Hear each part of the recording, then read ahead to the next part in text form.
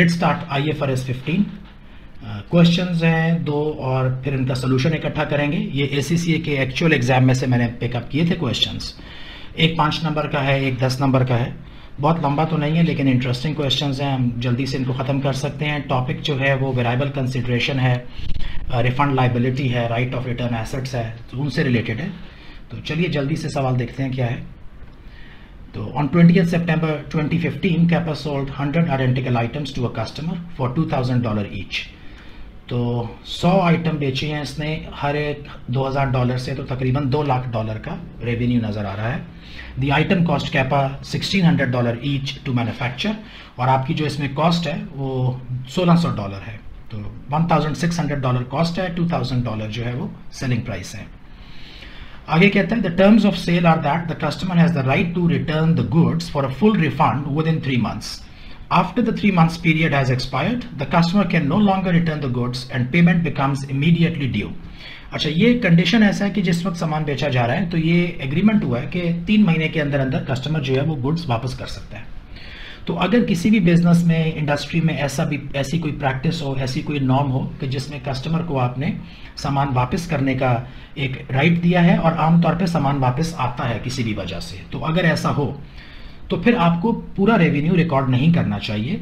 जितना रेवेन्यू आप समझते हैं कि जितनी सामान वापस हो जाएगा वो आपको रिकॉर्ड नहीं करना चाहिए। तो यानी IFRS ऐसे ही हमें इसमें समझाता है। ये इसमें कॉमनली ऐसे होता है कि ये जो फूड आइटम्स होती हैं ये बहुत दफ़ा वापस कर दी जाती हैं। फैक्ट्री में सामान वापस चला जाता है आपका, खसूसन डेयरी प्रोडक्ट्स है, मिल्क है, बटर है, योगर्ट है। तो जब ये चीज़ें बेची जाती हैं तो आपको मालूम होता है कि कुछ हिस्सा वापस आ जाएगा, कुछ सामान वापस आ जाएगा। तो जितना आप एक्सपेक्ट करते हो वापस आ जाएगा उसको आपने पहले रेवेन्यू में नहीं डालना। तो ये असल में इसमें समझाने का मकसद है। अभी इसको देखते हैं इकट्ठे।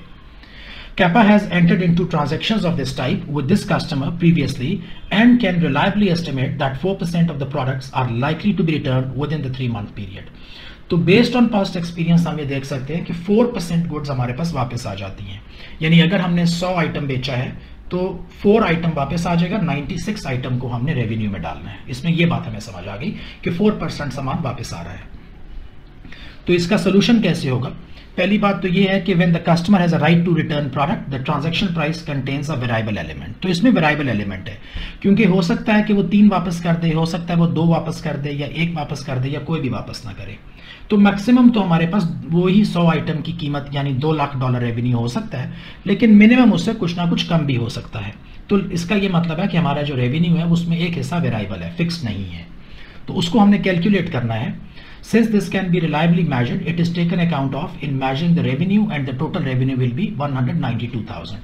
तो हमने अब 100 आइटम नहीं 96 आइटम को $2,000 से मल्टीप्लाई किया और $1,92,000 हमारा ये रेवेन्यू गिना जाएगा, और 200,000 will be recognised as trade receivable.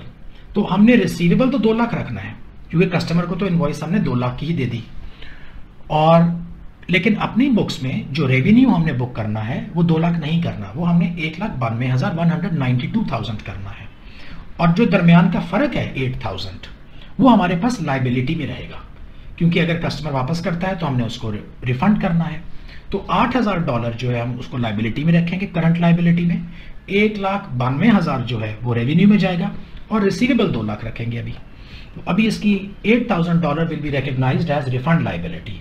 This will be shown as a current liability। So ये current liability है। तो इसकी जो डबल एंट्री बनेगी, डेबिट रिसीवेबल 200,000, क्योंकि कस्टमर को तो हमने इनवॉइस 2 लाख की दे दी और उसको तो हमने नहीं बताया अभी कि यार हम कम रिकॉर्ड कर रहे हैं, हम तो पूरा ही रिकॉर्ड करेंगे। रेवेन्यू 192,000 जाएगा और रिफंड लाइबिलिटी 8,000 जाएगी। कल अगर वो कस्टमर जो है वो अगर वापस कर देता है सामान तो फिर हम उसको पैसे वापस करेंगे, तो उस वक्त हम वो रिफंड लाइबिलिटी डेबिट कर देंगे और इसी तरीके से अपना कैश या बैंक क्रेडिट कर देंगे।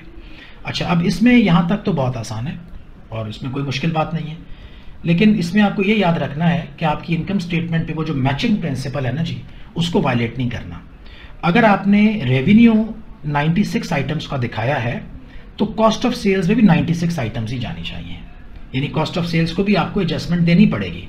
अब हो ऐसा रहा है कि जो वेयर हाउस है वहां से तो 100 आइटम निकल गई, वेयर हाउस से तो 100 आइटम निकाल दी अपने पास से, स्टोर कीपर ने कहा जी मैंने 100 आइटम दे दी, उसका तो सेल्स डिपार्टमेंट के साथ या कस्टमर के साथ जो भी हमारा सेल्स एग्रीमेंट है उसका उसके साथ कोई ताल्लुक नहीं है।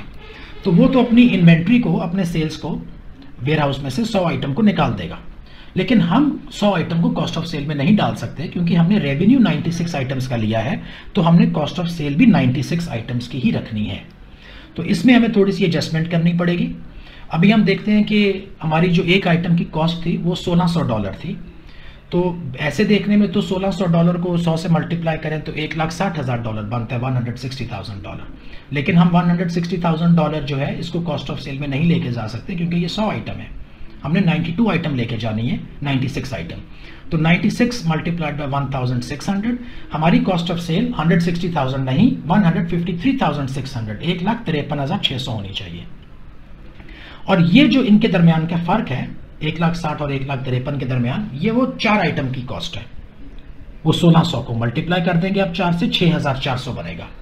वो 6,400 जो है फर्क, ये हमारे पास जो है करंट एसेट की तरह रह जाएगा बैलेंस शीट में, कि ये हमारा एसेट है। यानी ये हमारे पास नहीं है, कहने को तो ये क्लाइंट के प्रेमिसेस पर है, लेकिन ये हमारा ही माल है, कभी भी वापस आ सकता है, इस तरीके से। तो इसको आप अपने एसेट में रखोगे। यानी आप बैलेंस शीट में से, स्टोर से, वेयर हाउस से निकालोगे, इन्वेंट्री से निकाल दोगे 100, 4 आइटम रख दोगे बैलेंस शीट में ही करंट एसेट के फॉर्म में, और बाकी आप उठा दोगे 96 आइटम को आपने रिसीवेबल में डाल देना है। देखिए ऐसे, डेबिट कॉस्ट ऑफ सेल्स 1,53,000, ये इनकम स्टेटमेंट में आ गया, ये 96 आइटम्स की कॉस्ट है। Debit right of return asset, ये बैलेंस शीट में वो जो 4 आइटम थे 1600 के हिसाब से, ये उनकी वहां पे रह गई इनकम बैलेंस शीट में। आपके पास करंट एसेट आपके पास नहीं है तो ये आपके क्लाइंट के पास, लेकिन ये आप ही का है, वापस आ सकता है, क्योंकि आपने इसका रेवेन्यू भी रिकॉर्ड अभी नहीं किया हुआ। और क्रेडिट स्टोर्स इन्वेंट्री 1,60,000, तो स्टोर अकाउंट ठीक हो जाएगा, क्योंकि स्टोर वाले ने 100 आइटम दिया है 1600 के हिसाब से, उसको हमने वहां से 100 आइटम को ही कम कर दिया, लेकिन अपने पास कॉस्ट ऑफ सेल में 96 आइटम दिखा दिए, 4 आइटम हमने इन्वेंट्री में करंट एसेट में रख दिए। राइट ऑफ रिटर्न एसेट्स इसको कहते हैं। तो जी ये 5 नंबर का सवाल था, कोई इतना बड़ा नहीं था, लेकिन अगर पहले ना देखा हो, ना किया हो और इम्तिहान में आ जाए तो मुश्किल हो सकता है, लेकिन अगर एक दफ़ा पहले कर लिया हो तो फिर शायद इससे आसान सवाल ही कोई ना हो। इसके बाद हम जो है एक दूसरा सवाल देख लेते हैं। ये दूसरा क्वेश्चन जो है ये 10 नंबर का था, थोड़ा सा लंबा था, लंबा तो खैर इतना नहीं था, वेरिएबल कंसिडरेशन से मुताल्लिक है ये भी। तो इसको, इसमें 2-3 कॉन्सेप्ट हमारे चेक होंगे, चलिए उनको देखते हैं एक एक करके। Kappa prepares financial statements to 30 September each year. During the year ended 30 September 2015, Kappa entered into the following transactions. तो हमारा जो है वो फाइनेंशियल ईयर खत्म हो रहा है जी 30 सितंबर पे, इसको आपने ज़हन में रखना है। ऑन 1 सितंबर 2015, यानी फाइनेंशियल स्टेटमेंट्स बनाने से सिर्फ 1 महीना पहले, Kappa sold a machine to a customer. Kappa also agreed to service the machine for a 2-year period from 1st September 2015 for no additional charge. The total amount payable by the customer for this arrangement was agreed to be. अच्छा, इसमें पहली चीज ये आपको बता दूं कि एक वो कॉन्सेप्ट हमने IFRS 15 में डिस्कस किया था, स्टैंड अलोन प्राइस वगैरह। तो इसमें 2 परफॉर्मेंस ऑब्लिगेशंस हैं, हम इसमें 2 चीजें दे रहे हैं। एक तो हम कुछ इक्विपमेंट दे रहे हैं, कोई मशीन दे रहे हैं, और फिर हम उस इक्विपमेंट की 2 साल की सर्विस दे रहे हैं। तो जो टोटल रेवेन्यू हम जो भी हमारा डिसाइड होगा उसको हमने इक्विपमेंट में और सर्विस में डिवाइड करना है, और फिर उसको हमने इवनली अक्रू करना है जब भी उसका वक्त आए। तो पहली बात तो ये समझ लीजिए कि आपकी जो सेल्स एग्रीड प्राइस है वो 2 परफॉर्मेंस ऑब्लिगेशंस 2 हिस्सों पर मुश्तमिल है। सेल ऑफ इक्विपमेंट जो कि पॉइंट इन टाइम है, और सर्विस ऑफ इक्विपमेंट जो कि पीरियड ऑफ टाइम है। तो देखते हैं, $800,000 if the customer paid by 31st December 2015। तो अगर 31 दिसंबर तक आ जाए तो $8,00,000। $810,000 if the customer paid by 31st January and $820,000 if the customer paid by 28th February। तो इसमें ये वेरिएबल कंसिडरेशन है, क्योंकि फिक्स प्राइस तो हम दे नहीं रहे। हमारे जो रेवेन्यू है वो 8 लाख भी हो सकता है, 8,10,000 भी हो सकता है, 8,20,000 भी हो सकता है। तो स्टैटिक कोई नंबर नहीं है। तो अब देखते हैं आगे क्या कहते हैं। The directors of Kappa consider that it is highly probable that customer will pay for the products in January 2016। तो highly probable है जी, highly probable है तो हमने उसको इग्नोर नहीं कर सकते, हमने इसी को पकड़ना है। और January 2016, तो January 2016 में 8,10,000 है, तो इसका ये मतलब है कि हमने रेवेन्यू के लिए 8,10,000 नजर में रखना है। The standalone selling price of the machine was $700,000 machine की इक्विपमेंट की अपनी कीमत 7 lakh and Kappa would normally expect to receive 140,000 in consideration for providing 2 years servicing of the machine. तो मशीन की अपनी कीमत तो 7 लाख हो गई और सर्विस जो है वो आमतौर पे अगर अलहदा से ली जाए तो 1,40,000 में दी जाती है। तो यहां पर तो हमें कहा गया है कि इस सवाल में उसने कहा था कि 2 year service for no additional charge. इसका मतलब है कि ये जो 8,10,000 या 8 लाख या 8,20,000 जितना भी हम अभी डिसाइड करेंगे, इसी के अंदर हमारा इक्विपमेंट है, इसी के अंदर हमारी सर्विस है। The alternative amounts receivable are to be treated as variable consideration. Okay, तो जितना भी हम वो चेंज करेंगे अमाउंट को, उसको वेरिएबल में रखना है। अच्छा, अब इसमें जो है एक चीज आप देखिए कि 7 लाख और 1,40,000 ये मिला के बनता है जी 8,40,000। हम नजर में रख रहे हैं 8,10,000, क्योंकि उसने कहा है कि हाईली प्रोबेबल है कि कस्टमर जनवरी में देगा। अगर कस्टमर जनवरी में दे रहा है तो हम 8,10,000 लेंगे, लेकिन हमारी जो नॉर्मल कीमत बनती थी वो 8,40,000 बनती थी। तो इसका मतलब है कि यहाँ पे डिस्काउंट दिया जा रहा है, और जब भी कभी डिस्काउंट दिया जाएगा तो वो जो डिस्काउंट है वो कॉस्ट ऑफ मशीन और कॉस्ट ऑफ सर्विस के दरमियान में आपने डिवाइड करना है। ये नहीं हो सकता कि पूरे का पूरा डिस्काउंट इक्विपमेंट को लगा दें या पूरा डिस्काउंट सर्विस को लगा दें। इक्विपमेंट और सर्विस की कॉस्ट जो भी प्रोपोर्शनेट परसेंटेज बनता है, उसी परसेंटेज के अकॉर्डिंगली हमने डिस्काउंट को भी दोनों के ऊपर डिवाइड करना है, दोनों के ऊपर शेयर करना है। तो इस क्वेश्चन में असल में अब 3 चीजें हम नजर में रख रहे हैं। पहली बात तो इसमें वेरिएबल कंसिडरेशन थी 8 लाख, 8,10,000, 8,20,000, और आपको बताता चलूं कि आप 8,10,000 लोगे, क्योंकि उसने आपको बता दिया कि हाईली प्रोबेबल कि जनवरी में पेमेंट आएगी और जनवरी में 8,10,000 है। ये तो पहला कॉन्सेप्ट था। दूसरा कॉन्सेप्ट ये था कि वो जो हमारे पास डिस्काउंट है उसको हमने शेयर करना है दोनों प्रोडक्ट्स के ऊपर, और फिर स्प्लिट कर देंगे उसको उसके ऊपर। और तीसरा जो था वो ये था कि रेवेन्यू रिकग्निशन, जब इक्विपमेंट दे रहा हूं, इक्विपमेंट तो मैंने डिलीवरी दे दी, मेरी परफॉर्मेंस ऑब्लिगेशन खत्म होगी, मैं वहीं पे उसको रेवेन्यू रिकग्नाइज कर लूंगा। लेकिन सर्विस रेवेन्यू आप रिकग्नाइज नहीं कर सकते, क्योंकि सर्विस आपने 2 साल देनी है। सर्विस का जितना भी रेवेन्यू है 1,40,000 है या जो भी होगा, वो आप फौरन उसको रिकग्नाइज नहीं कर सकते 2015 में। उसको आपने आहिस्ता आहिस्ता 2 साल के ऊपर स्प्लिट करके 2 साल आहिस्ता आहिस्ता उसको आपने रिकग्नाइज करना है। तो ये 3 कॉन्सेप्ट हमने इसमें चेक करने हैं। अभी इसकी कैलकुलेशन देख लेते हैं जी। तो कैलकुलेशन ऐसे आती है, the total transaction price consist of a fixed element of 800 and a variable element of 10 और 20,000। 10,000 या 20,000 हो सकता है। हमने 8,10,000 लेना है, क्योंकि हमें मालूम है कि जनवरी में पैसे आएंगे, तो 8,10,000, 20,000 को इग्नोर कर दीजिए। The transaction price should be allocated to the performance obligations based on their stand alone fair values. In this case equipment was 700K and service generally was 140,000। तो इन दोनों के दरमियान जो रेशियो बनती है वो 5:1 बनती है। रेशियो है जी 5:1। तो अब हमने क्या करना है कि हमारी जो एग्रीड प्राइस है वो 8,10,000 है। इस 8,10,000 को हमने स्प्लिट करना है इक्विपमेंट में और सर्विस में। कैसे करेंगे? इक्विपमेंट का पोर्शन बनेगा जी 5/6, क्योंकि 5 + 1 6 होता है। तो 5 portions out of the total 6 portions would go to equipment. तो 8,10,000, 810,000 multiplied by 5/6, so 675,000 आपकी इक्विपमेंट की कॉस्ट हो जाएगी। यानी नॉर्मल कॉस्ट 70,000 थी, डिस्काउंटेड प्राइस, नॉर्मल प्राइस 700,000 थी, डिस्काउंटेड प्राइस 675, तो 25,000 डिस्काउंट इधर दे दिया गया। And for the service it would be 810,000 multiplied by 1/6, which is 135,000। तो सर्विस का जो नॉर्मल प्राइस थी वो 140,000 थी, आफ्टर डिस्काउंट प्राइस 135,000।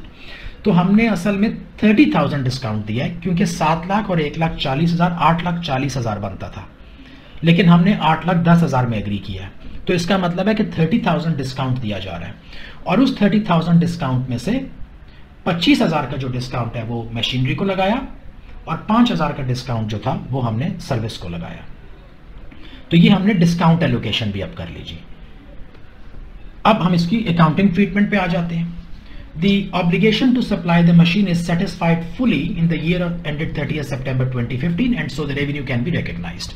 जी बिल्कुल, 1 सितंबर को आपने मशीनरी या इक्विपमेंट हैंडओवर कर दिया है, और अगर आपने वो कर दिया तो इसका मतलब है कि आपकी एक परफॉर्मेंस ऑब्लिगेशन पूरी हो गई है, और इक्विपमेंट की जो रेवेन्यू था वो 6,75,000, 675,000, उसको आप रिकग्नाइज कर सकते हैं पूरे का पूरा।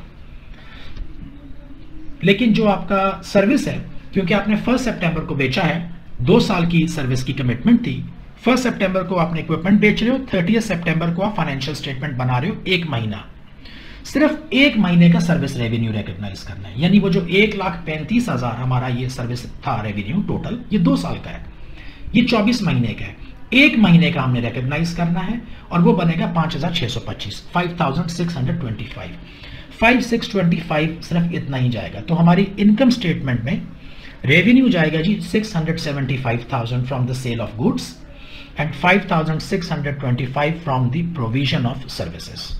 ये 2 रेवेन्यू जाएंगे। अलबत्ता कि रिसीवेबल ज्यादा है, बल्कि तो हमने पैसे भी अभी तो नहीं लिए, लेकिन रिसीवेबल तो हमने 8,10,000 लिखा हुआ है। तो वो जो दरमियान का फर्क होगा ना जी, on 30 September Kapa will recognize a receivable of 810,000। तो अब आप समझ लीजिए कि डेबिट हो रहा है जी रिसीवेबल 8,10,000, तो क्रेडिट तरफ में भी 8,10,000 ही देखना है हमने, लेकिन क्रेडिट तरफ में हम क्या लगा रहे हैं, 6,75,675,000 रेवेन्यू और 5,625 रेवेन्यू, ये 2 रेवेन्यू जा रहे हैं क्रेडिट तरफ। तो ये तो 8,10,000 नहीं बनता। रिमेनिंग जो हिस्सा है जी वो हमारे पास डिफर्ड इनकम हो, आप लिखेंगे उसको डिफर्ड इनकम, एडवांस रेवेन्यू है, क्योंकि हम उसको भी उससे ले लेंगे दिसंबर तक या जनवरी तक वो पैसे, और फिर उसको सर्विस प्रोवाइड करते रहेंगे। तो वो हमारे पास डिफर्ड इनकम लाइबिलिटी की तरह पे आ जाएगा। और वो तकरीबन कितना बनेगा जी, ये 675 और 5,06,000, इन दोनों को आप टोटल कर लें और आप इसको निकाल दें 8,10,000 में से, तो तकरीबन कोई 1,29,000, 1,30,000 के करीब वो हमारे पास डिफर्ड रेवेन्यू हो जाएगा, एडवांस इनकम हो जाएगी।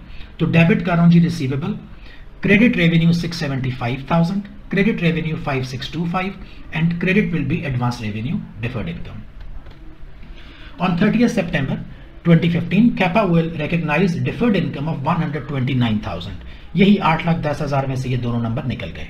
अच्छा, अब इसको बैलेंस शीट में, ये तो हमारे पास हो गया 30 सितंबर में डिफर्ड लाइबिलिटी, डिफर्ड इनकम जो कि लाइबिलिटी है।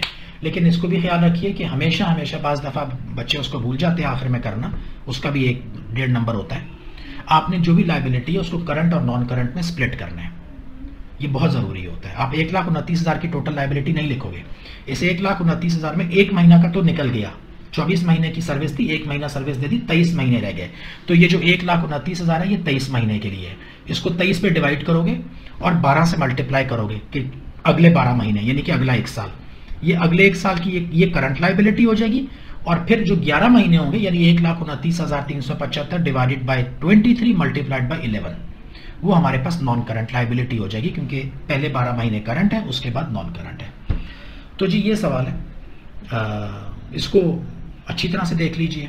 इस तरह ये एग्जाम क्वेश्चन है, यानी F7 फाइनेंशियल रिपोर्टिंग के जो स्टूडेंट्स हैं उनके लिए बड़ा ज़रूरी है। और ये दोनों ही सवाल जो मैंने पिकअप किए थे, ये इसलिए किए थे कि ये आपकी एवरीडे लाइफ में बहुत यूज़ होते हैं, प्रैक्टिकल। यानी मैं नहीं समझता कि कोई भी ऐसा कंपनी होगी जहाँ पे ये चीज़ें इस्तेमाल ना हो रही हों। यानी बाज़ ऐसे टॉपिक होते हैं जो कि बहुत प्रैक्टिकल नहीं होते, या कम से कम मिड साइज कंपनीज के लिए प्रैक्टिकल नहीं है, लार्ज कॉरपोरेशंस में चलते हैं। आप तो लार्ज कॉरपोरेशन में काम नहीं कर रहे, तो आपको तो वास्ता नहीं पड़ेगा, ये तो आपको रोज़ रोज़ का वास्ता पड़ेगा। तो इसको अच्छी तरह से देख लीजिए, इसको रिवीजन कर लीजिएगा, तो मेरे ख्याल में पक्का हो जाएगा। अल्लाह हाफिज़।